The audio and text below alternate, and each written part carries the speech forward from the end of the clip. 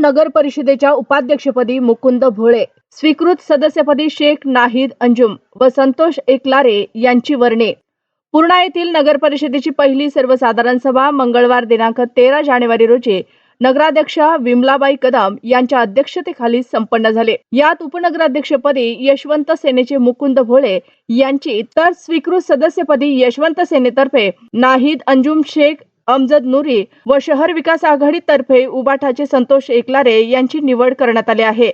पूर्णा नगर परिषदेच्या सार्वत्रिक निवडणुकीत लोकनियुक्त नगराध्यक्षपदी निवडून आलेल्या आमदार गुट्टे यांच्या यशवंत सेनेच्या विमलाबाई कदम यांनी नगराध्यक्ष पदाचा पदभार स्वीकारल्यानंतर मंगळवारी 13 जानेवारी रोजी त्यांच्या अध्यक्षतेखाली नगर परिषदेची पहिली सर्वसाधारण सभा संपन्न झाली। या सभेत उपनगराध्यक्ष पदासह 2 स्वीकृत सदस्यांची निवड प्रक्रिया पार पडली। यात उपनगराध्यक्ष पदासाठी यशवंत सेना मुकुंद भोळे आणि जतचे रेखा खरगखराटे असे यांचा 2 अर्ज आले होते। दोघांपैकी कोणीच उमेदवार अर्ज मागे न घेतल्याने हात वर करून मतदान करण्यात आले, ज्यामध्ये यशवंत सेनेचे मुकुंद भोळे यांना 13 तर रेखा खरगखराटे यांना 10 मतदान पडल्याने यशवंत सेनेचे मुकुंद भोळे हे 3 मतांनी उपाध्यक्ष पदासाठी विजयी झाल्याचे निर्वाचन अधिकारी यांनी घोषित केले आहे। त्यानंतर स्वीकृत सदस्यांची प्रक्रिया घेण्यात आली।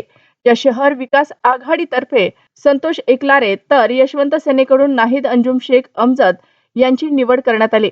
यावेळी मुख्याधिकारी उत्कर्ष गुट्टे, कार्यालयीन अधीक्षक मुदज्जिब खान, संजय दिपके, शंकर काळे आदींनी या निवडीचे काम पाहिले। तर सभागृहात यशवंत सेनेचे गटनेते मुजीब भाई, काँग्रेसचे गटनेते हाजी कुरेशी, आघाडीचे गटनेते मीनाक्षीबाई कदम सह सर्व नगरसेवक उपस्थित होते। सभागृहानंतर विजयी उमेदवारांचा सत्कार करण्यात आला। दरम्यान आमदार रत्नाकर गुट्टे यांच्या उपस्थितीत यशवंत सेनेच्या विजयी उमेदवारांचे भव्य वाजत गाजत शहरातील मुख्य रस्त्यावरून मिरवणूक काढण्यात आली।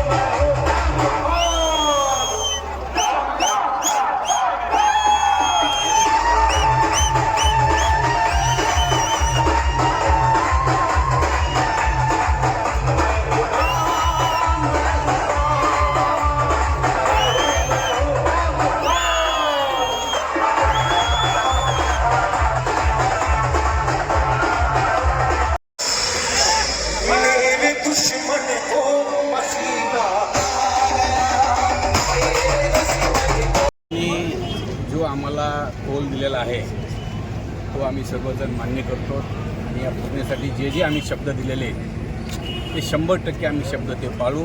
हे या जनतेला या 4-5 वर्षामध्ये काम होताना दिसेल।